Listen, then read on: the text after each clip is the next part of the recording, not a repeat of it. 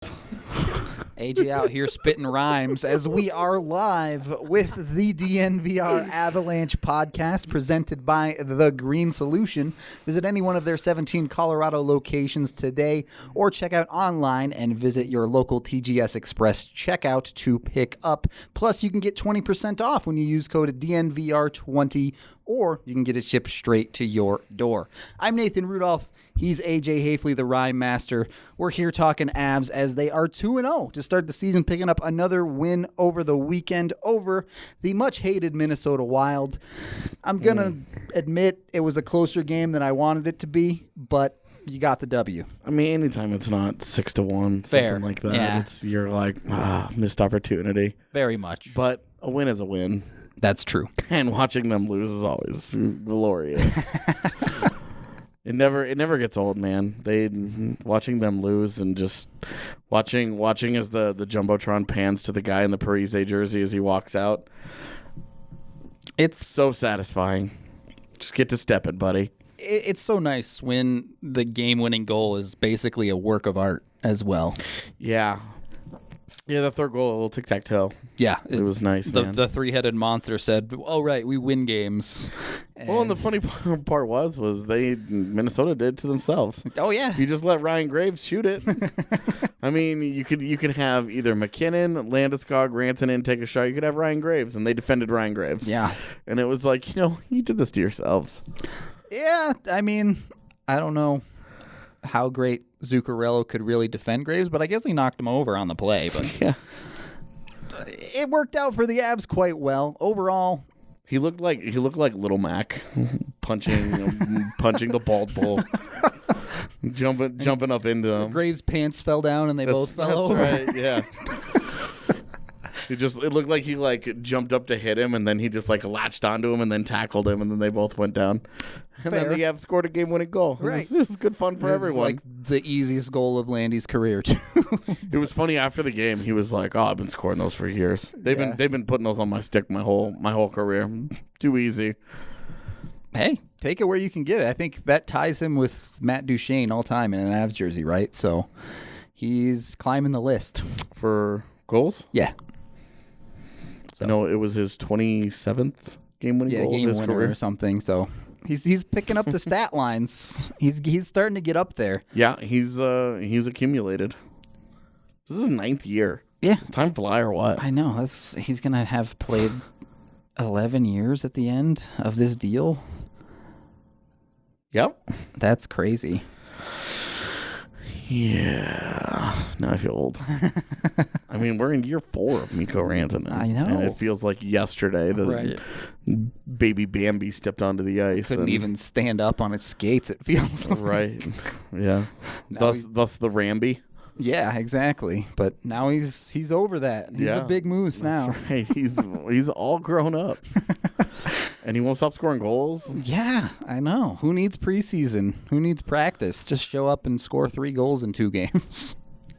Well, I do want to kind of break down the game a little bit more because the Avs kind of rode the roller coaster in this game. First 10 minutes was just absolutely lights out. They looked like they could win the Stanley Cup if they play like that. Yeah. And then the momentum did seem to catch up to them. And this was a big, big problem for them last season where when things went wrong, everything started to go wrong, and it takes them a while to right the ship. Well, they get it was eerily similar to the Calgary game, right? Where they get off to that hot start, and you're like, they could run these guys out of the building. And then they have an own goal to get the other team back into it. And then a super questionable Burakovsky penalty leads to a power play goal that ties the game. Very true. It's... and I think...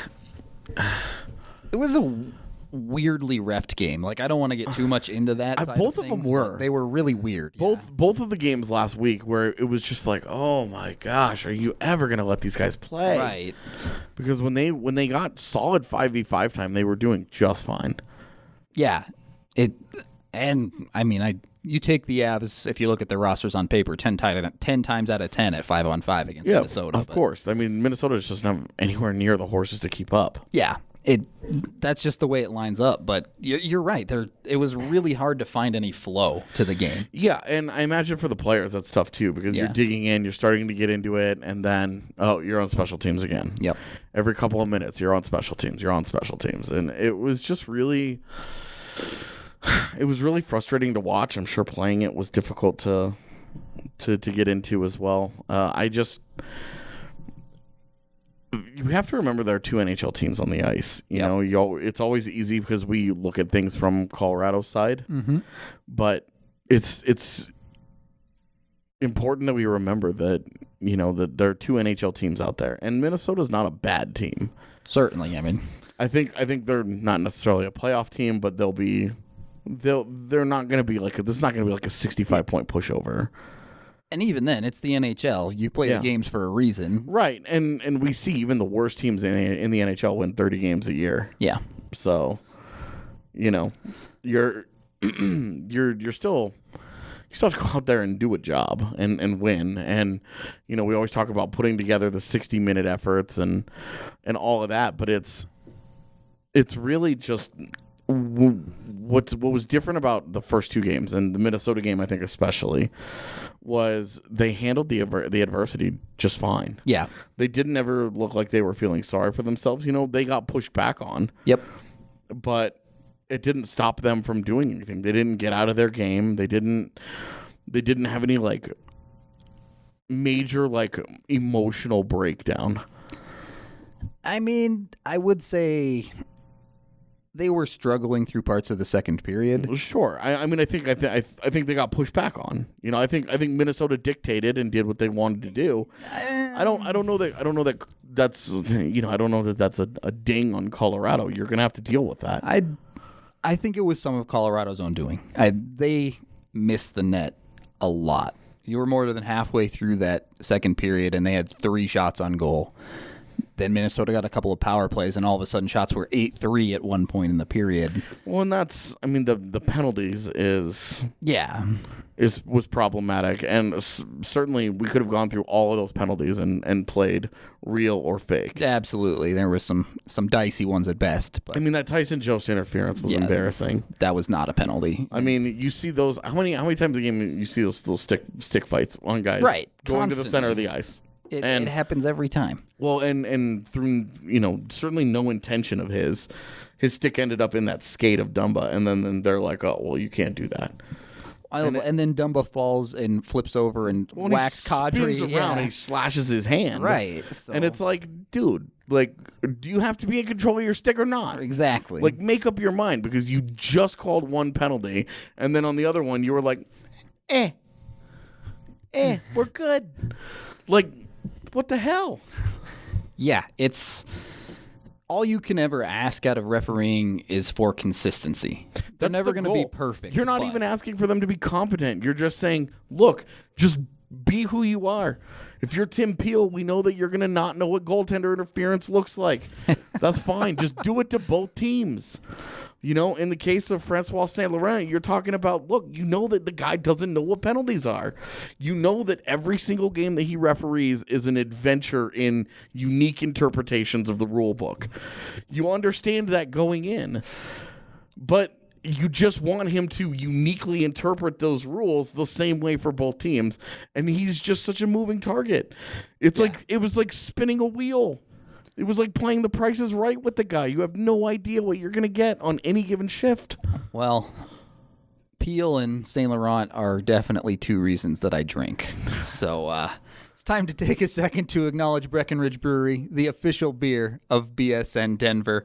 I have another one to display for you today, nicely for the camera. For those of you watching live, it's the Colorado Core. It's really a great beer. We have some here in the the DNVR, caught myself that time, offices.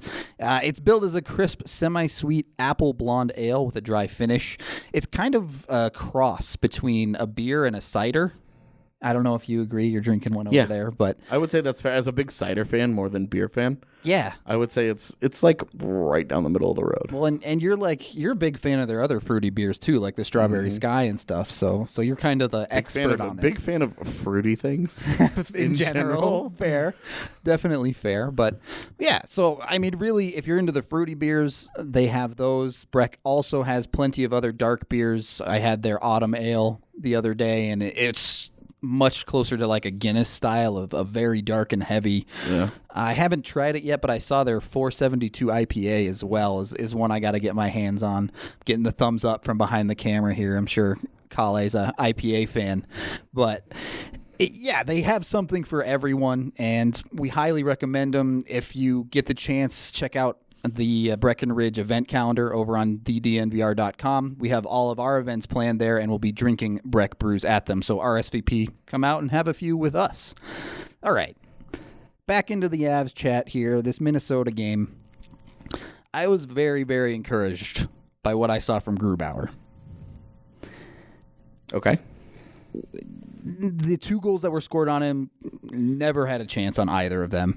Both were deflected. Own goal and then Power play goal off of Parise. Dumba, really? Yeah. The thing got 100% hit Parise right in the leg pads. Oh, he didn't even get credit for it? Yeah, they haven't changed it yet? I'm not giving a guy credit when a puck hits him in the leg. You didn't do anything, dude. You stood there. Fair, but it definitely hit him. It did? Okay. Yeah. I thought it was just a... No, it hit him, and even if it didn't, he was fully screening Grubauer the whole way. That's what Matt Dumba does, dude. That's very true. That's the electric element he brings to that team that really nobody else does. Yeah, exactly. Is that he can do special stuff like that. So I was just giving Matt Dumba credit. It was nothing against Grubauer. He couldn't stop that. Yeah. He was credited for that. They did change it to Parise? Cool. I thought they would. It certainly didn't happen during the game because they let us know those things. But the scorers were talking about it after the second period. Yeah, no, when you sit there clipping the game and you go frame by frame to try and make sure you get the scoring correct, you're like, yep, that changed direction. Yeah. But look, other than that, he had some truly highlight reel saves in this one. The big glove save on Donato was great. Multiple breakaway saves. Yep.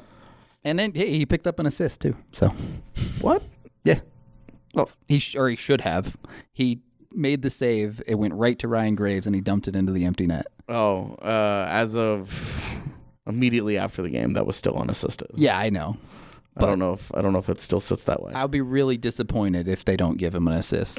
That's It'd be fun. Sad. It'd be fun if they didn't, because then that would, or if they did give him the assist, because then that would mean only 4 guys did not get points, including the goaltender. in the 2 games. It would have been Timmins, Johnson, Kadri, and Jost. Yep. That was. I mean, we can talk about that for a second too, and this will go into kind of going forward here. Scary moment at the end of the second period. Kadri takes a Makar shot off of the ankle, goes down the tunnel. Donskoy gets run into at the blue line, clearly in pain. That was borderline. Yeah. The Donskoy hit. Yeah. Because he was clearly reaching for him. Mm-hmm. You know, and that is questionable stuff. Dangerous too. Yeah.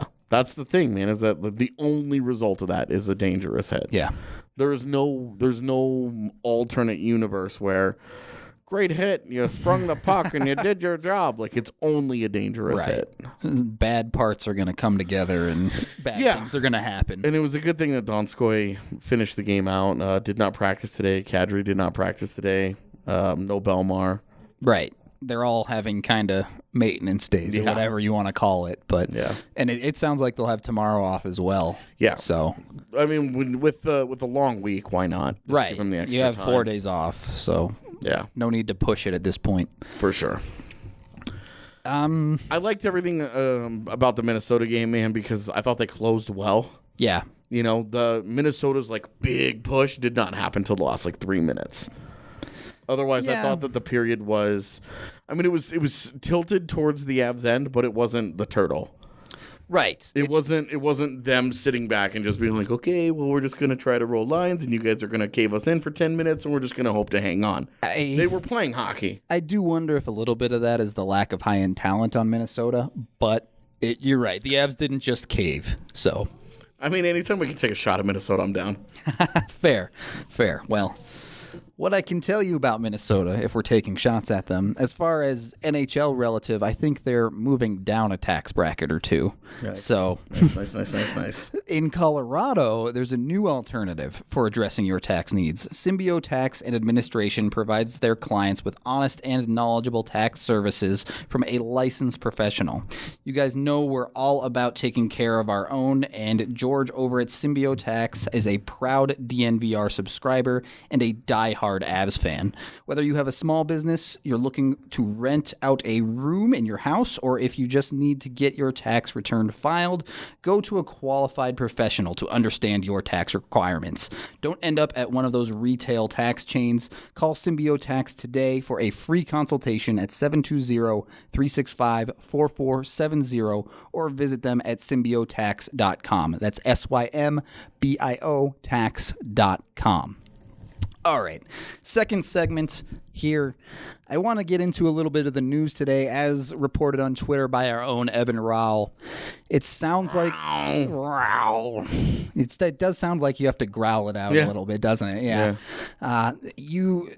Timmins, it sounds like, is going to be reassigned to the AHL after 2 games. I don't get it. I don't understand that either. If you're going to keep him, at least give him, like 9, right?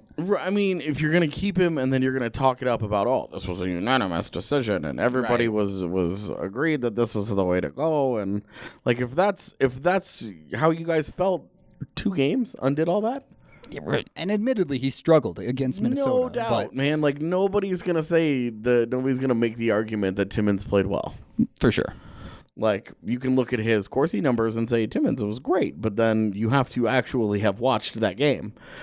Him being primarily responsible for 2 clean breakaways against, that's problematic, man. Like, you can't do that. Right. Those are the highest of high danger chances you just gave up.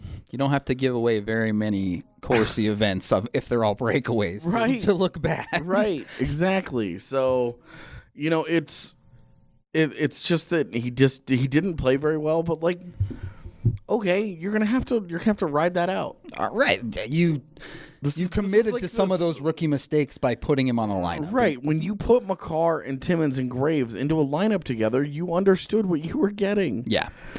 And you understood that Cale Makar had 10 games. Plus, he's a special talent that shouldn't be compared. Very true. Ryan Graves had 26 games last year.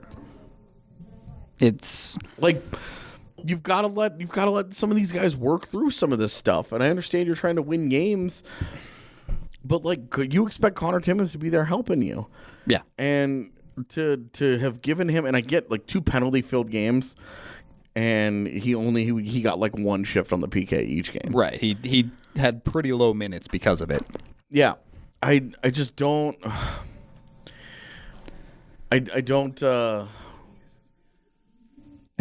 It's I don't with Conor Timmins, man, I don't understand why you would just give him 2 games. Right. If you were going to do that, you could have started him in the AHL and called him up when you felt like he was ready. Anyway. Right, especially like if you think Cole's going to come back that quickly, just play your veterans. Yeah. Like if you felt like, hey, Timmins earned this in the preseason, he undid the entire preseason in 2 games. Right. That doesn't add up at all. Like, it just seems, especially considering they won both games. Right, and you can't even be like, oh, well, they're playing poorly. Yeah. Like, because again, like you look at the on paper, the on ice results when they're out there. Both Graves and Timmins had, good numbers. Yep.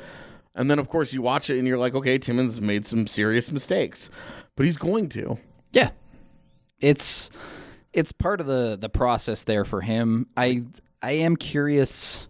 It does sound like Cole is very close to coming back. And if Cole's healthy, and he comes back, like, for me, like, that's different. But, like, if you call up a Rosen or a Connaughton, yeah, and you're like, hey, let's put, and that guy comes into the lineup ahead of him, like, then what was the point? Even, right. And this is nothing against any of these dudes, but even Barb's in the lineup, it should have just been that way on opening night. Yeah, why did you change it for 2 games? Yeah, like, Timmins, I just don't understand how you can earn something in the preseason and then 3 days later unearn it. Right. Like, Sheldon Dries got 2 months of a leash last year because of his preseason. Yep. He did have a hot start, to be fair. But he wasn't. It wasn't like he was lights out every single night and playing in a limited role. Same thing. And this is the inconsistent way that they treat their players. I don't want to say treat them like they're like, oh, they've treated Conor Timmins so terribly. Joke of an organization. Like, not what I'm saying. Yeah. I just mean, like, it's an inconsistent way that they handle these situations, that they handle their young players, and they balance some things out. You know, okay, yes, you have some defensive depth. That's fine. Then why not just have that be a thing at the start of the season? Well, what I don't understand is having him start the year here, talking him up and saying, oh, well, he's earned this and we think he's going to play big minutes for us. And then 2 games, he's gone. That wasn't the case at all. And I hate to keep bringing it up, but he has not played a single professional game before opening night and had 18 months off, essentially, of hockey.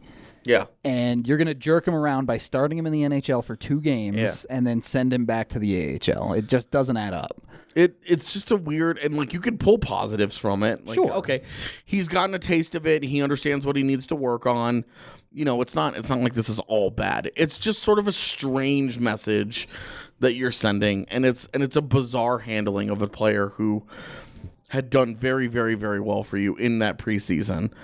You know, which is supposed to be like a tryout period of time, and they treated it that way when he made the team. And then 2 games in, and you're like, well, we don't want to deal with the rookie mistakes. Right.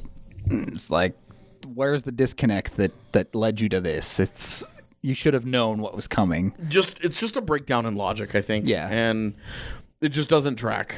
Yep. And I feel like this is constantly an organization with competing ideals.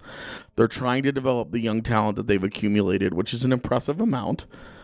I mean, you got to give them that. They've done a good job of building a solid base of young players.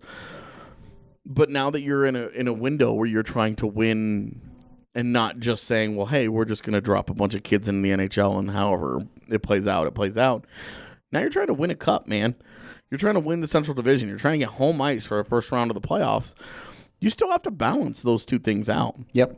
And this is something we talked about at the beginning of the year, how we wanted to see how they would do it with a guy like Martin Kaut as the season went on. Right. We're 2 games into the season and now having this conversation again because they did make a bold call to keep Timmins and then play him. And then immediately backed off it. And they were like, okay, well, we can gear that down. You know, they played Bowen Byram in almost every opportunity that they had in the preseason. They were begging that guy to win a job. And he just didn't. Right. And Timmins did. Right. Straight up. And then after 2 NHL games, after 20 minutes on ice, they've decided not for them. Yeah, let's back this down and we'll see how this goes. And it's in the name of Ryan Graves' love. Yeah. That's the other part of this that strikes me as kind of bizarre is that all of a sudden now Bednar has a huge affinity for Ryan Graves, and looks at him as new Nemeth. Which is weird because he was good against Minnesota, but he struggled himself in Game 1. Right, and there were moments in Game 2. You know, I've pinned the breakaways on Timmins, but Graves is the partner there. Right. Well, and Graves pinched in the same time Timmins had also pinched in and was just getting back to the blue line. Yep. When Graves pinched in, that helped create one of those breakaways. Right.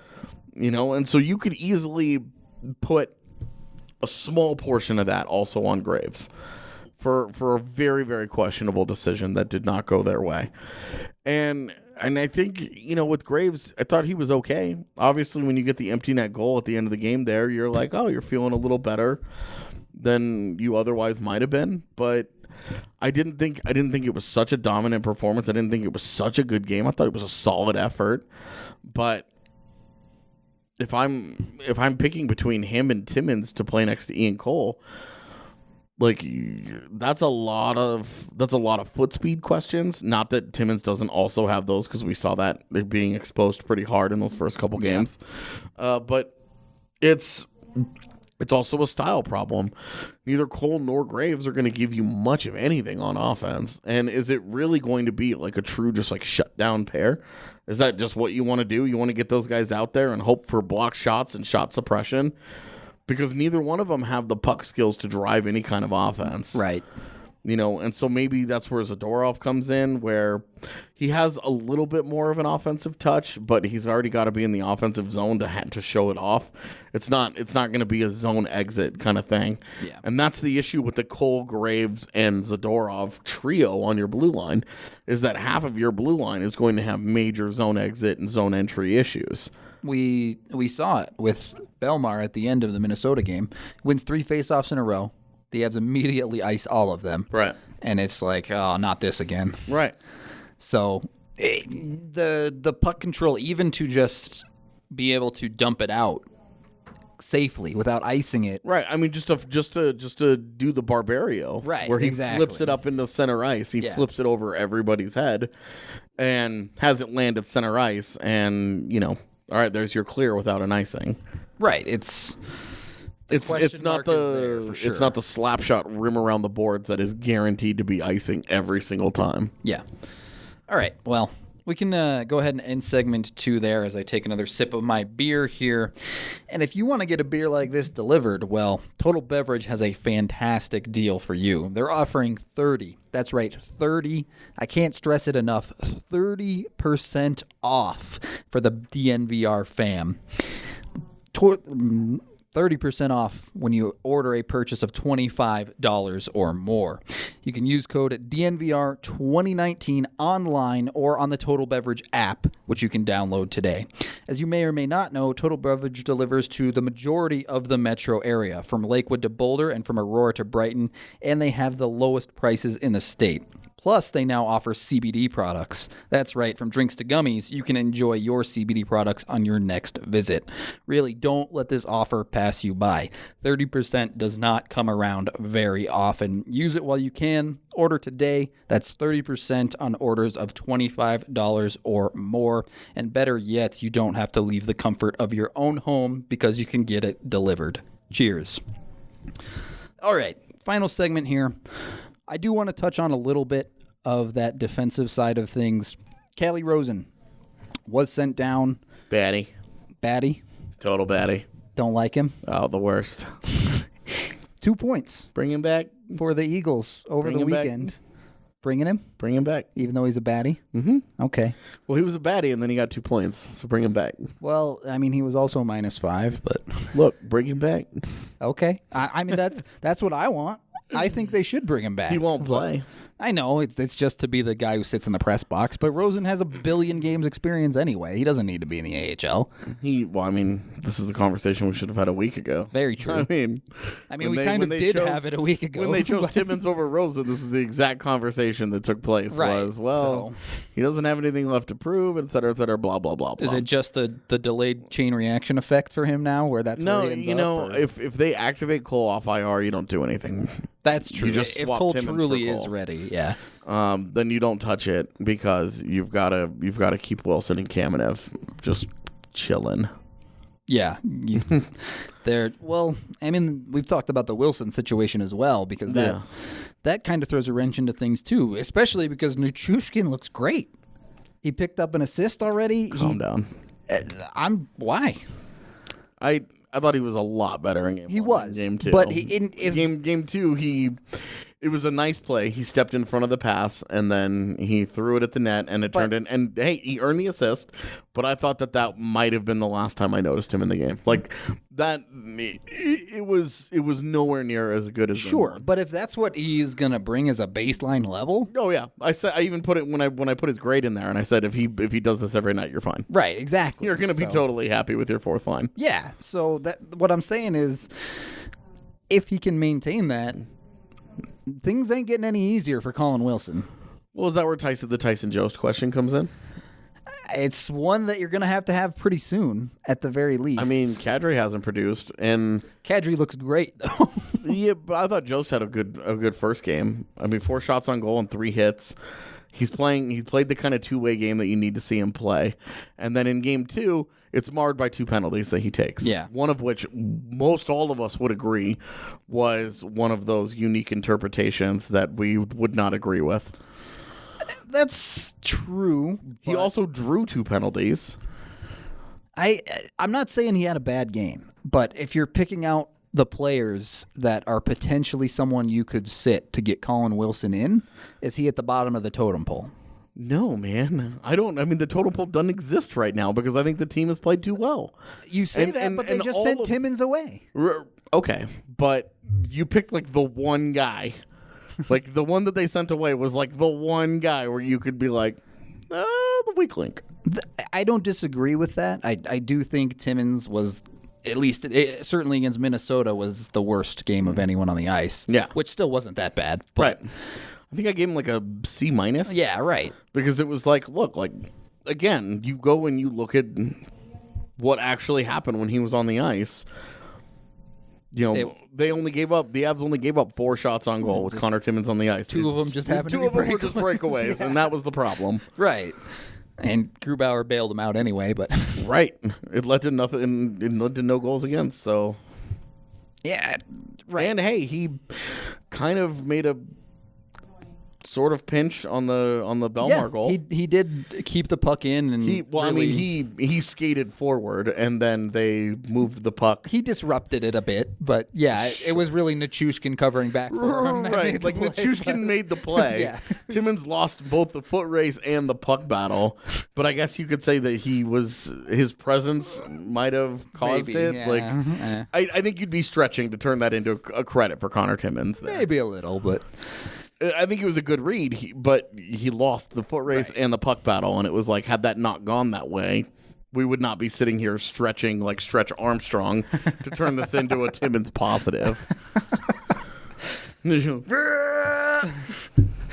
Oh, man. Let's bust out the Fantastic Four here pretty soon. No, don't do that. Fantastic Four is terrible.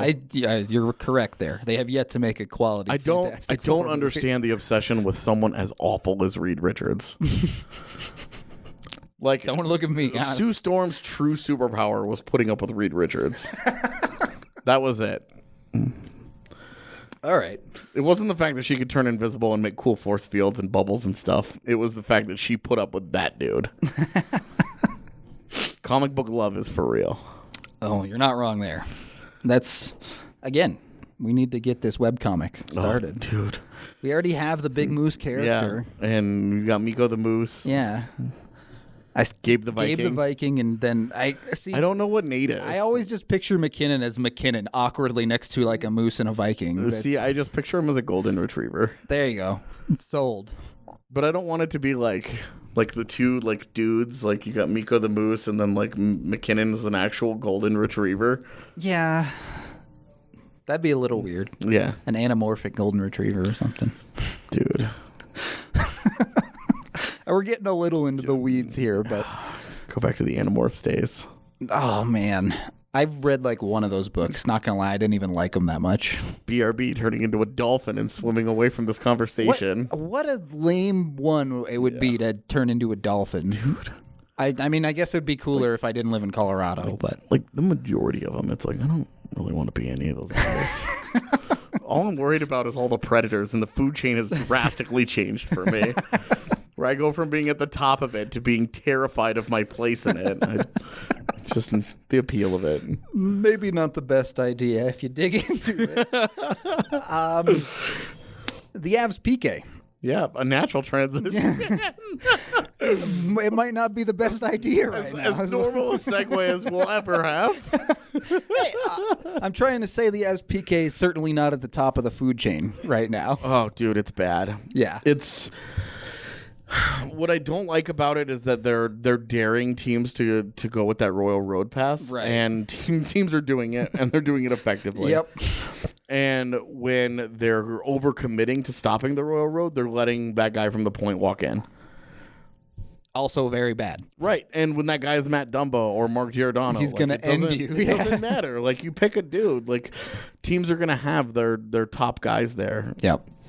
You know, Colorado, if somebody tried to defend Colorado that way, Nathan McKinnon would walk in by himself and score. You think an opposing team is going to be okay with that? And for whatever reason, I'm not saying Colorado's okay with it, but right now this is how they're playing it. This is how they're defending. Yeah. They're either exposing the railroad or they're giving up that guy, that point man, to just walk in by himself because they've overcommitted. why is that the Sophie's choice you've backed yourself into? It doesn't seem it's one of the big standouts of PKs is maintaining your box, and you hold it together. Yes, you do run into some problems with the Royal Road there. You kind of have to stagger your two forwards to avoid that. But with the way the Avs are doing it, and this happened multiple times where they would collapse down, the puck would get sent back out high, and neither of the forwards communicated at all. So they'd both charge the puck carrier, and then both wings are completely wide open. Right. And you just can't have it. And that means both flanks are open whenever they decide to move the puck. Yep. And I don't like the way that they utilize their forwards. Yeah. Where they kind of have them on like it's like they're chained. Right. To a certain part of the ice, and they can only skate around like when you're that chain. 9 years old and you're learning how to play zone in basketball. That's kind of what it's like. Yeah. I didn't learn how to play basketball as a 9-year-old, so.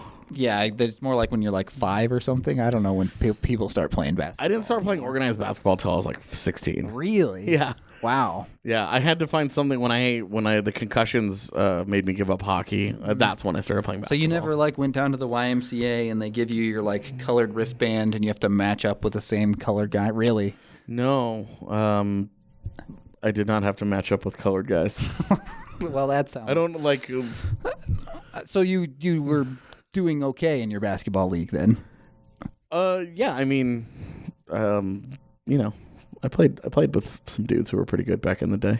A couple guys that ended up playing I never played with anyone good, and I was terrible. So they played like major high level, D1. Like one of them played at Arizona. Wow, yeah, that's right. legit. And I'm like, and you got into this at 16. Yeah, so. Yeah, and I was short, so. Well, but I could shoot. Yeah, I was ahead of the game. I was all about shooting threes because I didn't want to get anywhere near inside with all the big those kids. big swats. That's right. Yeah. Okay.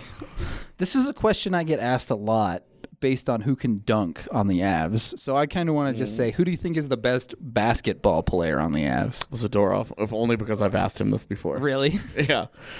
He just like Shaq down low, kind of, or what? I would imagine so. Yeah. But he's got pretty good feet. I would imagine EJ might have that coordination too between the feet and the hands. I bet he would be pretty good. That's interesting. I wish they would be a little bit better together on the PK. Yeah, that would be nice, wouldn't it? Yeah. I think those two are better together than when it's EJ and Graves. They still seem to be. Oh, well, and that's real an experience thing. Right, obviously. Graves has to get that communication down. And it's funny that, last year, Ian Cole was the source of frustration for so many people. Yeah. And it's now I'm please come back. We'd take it any day of the week. Yeah. It's like, please come back and let me see if this is as bad as I remember or if this is a significant upgrade from rolling out Graves and Zadorov and EJ and just kind of hoping for the best. Because, you got Ian Cole for this. Pretty much. He's paid to do the defensive side of the work. Right. And if you can, get... If you can get a Cole-type guy out of Graves eventually... Great. You did a really good job of developing him. Yeah. But he's not there yet. And so... Again, we're going to see this. The development is going to lose out to the veteran.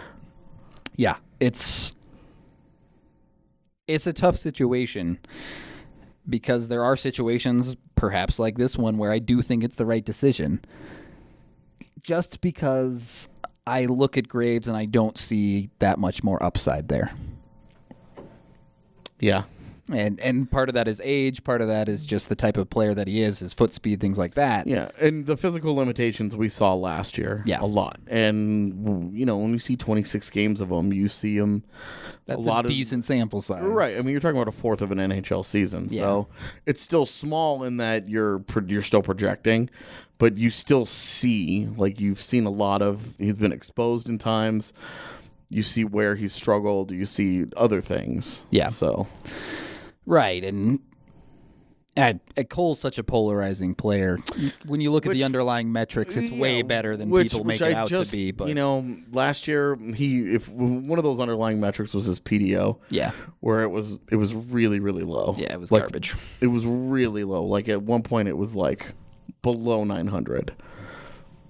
That's really bad. Yeah. Well, I mean, like 950 is a guy that's extremely unlucky. It's supposed to even out to about an even 1. Right. And it was really, really low last year, where it felt like every bad break, every mistake, everything went against him. And it's why he had the lowest on ice save percentage by far of the Avs D last year. Yeah. If that evens out, he looks a lot better. All right. Avs are 2-0. Yeah. We went through a lot of negativity. I mean, like, there. they're 2-0 and they look really good overall. Yeah. They look really good at 5v5. It's the most encouraging part to me is, especially against Minnesota, it was like Avs clearly have way more to give, and they handled Minnesota. Yeah. And and we're talking about the same problem that they had last year, where the second line just hasn't done anything. Right. They have more production from their third line than their second. And Matt Calvert, 2 points. Yeah. Donskoy has 2 goals. Yeah. Playing on the third line, Comfer has a goal. Right. So it's just right now they're just trying to get it going. It comes back to the weirdness of not keeping Donskoy with Kadri with such great chemistry, but that's a topic for another pod, I think. Well, and it's also like you look at that and it's like, okay, well, you have a guy in Jost in a role that he's never really played because he hasn't really consistently gotten top 6 minutes as a forward, and he's still like, it's all even strength for him. Right. The 5-on-5 play looks good with Kadri, though, I will say. I'm not worried about the points coming there. I think Kadri looks really good, right. And I think that second line has shown a lot of encouraging stuff so far. Right. I'm not at all worried about that line getting it going. It's just a matter of it needs to start going. It needs to show up on the score sheet. You can only talk process for so long, you know, and like the first 2 games, once you start to get into game 4, game 5, you're like, okay, you guys need to start to produce here. Right. The time is now. Yeah. They don't want to leave this homestand still looking for that first like substantial production. Yeah. You know, they could use a couple of goals in the next couple games. And Boston's a great opponent to do that because they're going to devote so many of their top defensive top line, top defensive guys to stopping McKinnon and co. That this is a great time to get going. Yeah, open season, and we know Kadri against Boston is always a thing. So yeah. I'm excited for it. It's a couple days off before we get there, 3 even, but it will come. We'll finish up this homestand. Avs always seem to play Boston well early in the year. I'm excited for it. Guess we'll go ahead and wrap this live pod here. Thank you, everyone, for watching live. If you did, if not, AJ might call you a sucker for not watching live, but I still appreciate you. What? You called them suckers last time. I love everybody. Yeah, of course you do. We all know. All right. Well, as we head out, we appreciate you either way. Head on over to DNVR for a bunch more coverage from us. We just launched the new Big Moose Miko shirt. Highly recommend it. I think it looks fantastic. It's adorable. I know. It's. I'm telling you, we're 1/3 of the way to the webcomic with that shirt. It's perfect. Landy the Viking is going to be a fun one, too. Yeah, I'm looking forward to. You could definitely do some fun cartoony stuff with that, too, I think. But that's going to do it. Pay some final bills before we get out of here, and then we'll say goodbye. In need of a top dog electrician? For over 35 years, Piper Electric has been the most fairly priced, dependable, and trustworthy electrical contract companies in the Denver community. If you call 303-646-6765, they'll give you the DNVR Back to School hookup and save you 20% off your next service call. No job is too big or too small for Piper Electric. They work with the top professionalism and integrity in the biz, whether it's residential, commercial, or industrial work. Don't forget, you have to call 303-646-6765 to receive 20% off your next service call, and we will talk to you tomorrow.